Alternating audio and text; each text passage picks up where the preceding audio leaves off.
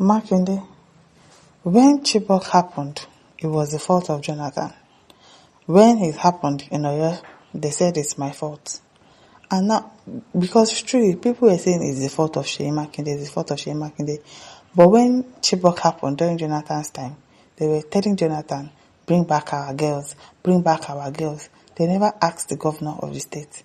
Now it is happening in Oyo State, which is still in Nigeria. Why are they not calling on the president? Why are they not saying, oh, it is the fault of the president? Why are they not telling the president to bring back our teachers and children? Why? Why are they faulting Seyi Tinubu? And now, you people faulted him. He's asking for help. You are complaining. What exactly do you people want him to do? I don't understand. Really? Oyo State Governor Seyi Makinde has expressed concern over what he described as a double standard in the way Nigerians assign responsibility for major security incidents involving the abduction of school children. Speaking during an interview on China's television on Saturday, July 11, 2026, the governor compared the public reaction to 2014 Chibok schoolgirls abduction with the response that followed the kidnapping of school children in Oyo State during his administration. Makinde argued that public opinion appeared to apply different standards depending on who was in office at the time of the incident. According to him, when the Chibok abduction occurred, many Nigerians and members of the international community held then President Jonathan responsible and demanded urgent federal action. Recalling the situation, he said, when Chibok happened, it was the fault of President Jonathan. They went all over the world asking Jonathan to bring back the girls. The governor, however, questioned why the same approach was not adopted when children were later abducted in Oyo State. He maintained that instead of directing criticism to the federal government, many people blamed the state administration. In his words, but when children were kidnapped in Oyo, they say it's the irresponsibility of the state governor. Makinde suggested that such contrasting reaction reveals inconsistencies in the way Nigerians evaluate security challenges and hold public officials accountable.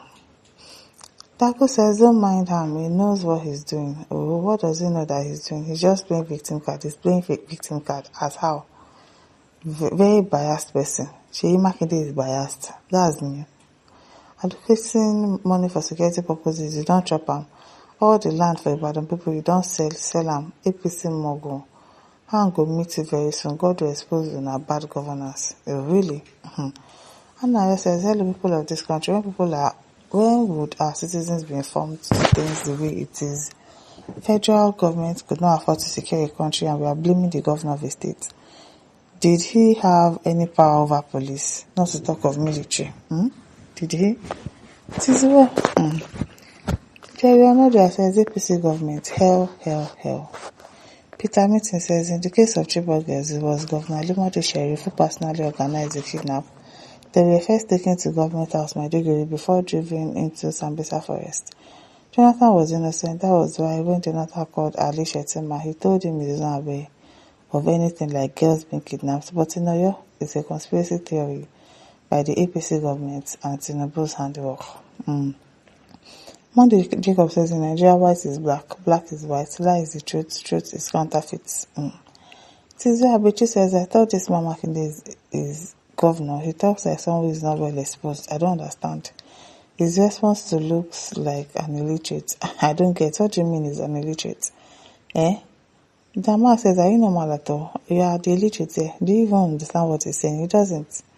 The governor is right. When the same situation happened during Jonathan's time, everyone was shouting, bring back our girls. What of now? Now, why can't you be shouting, Tinubu, bring back our girls? Abi? David Moses says the kind of blame shift may continue except the federal government now gives full authority to the state and stop interfering with the state affairs uninvited. God bless Nigeria. Well, even the state police thing that they talked about, have they even implemented it? I don't know. Marcus says, who was collecting security allowances during Jonathan's regime? The governors, but yeah, Jonathan was blamed for it by this current government, so the Commander-in-Chief of Armed Forces should also be blamed, and not the governor, I'm telling you. Stefano says, who fought before, who collect security allowance, or now be you go blame? Some of you don't have sense, Some of you don't have sense. It is well. As John Powell says, yes, it's your fault because you are the chief security officer of the state.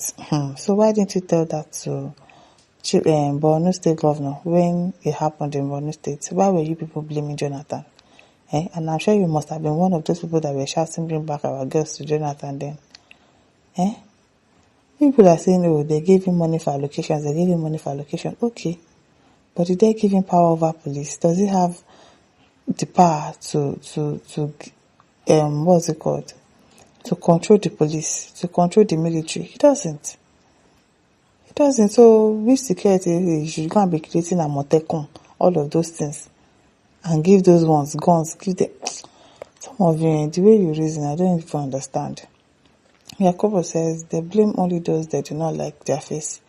Nigerian politicians are terrible people. Yes, obviously they don't like Seyi Makinde or more. They don't like him at all.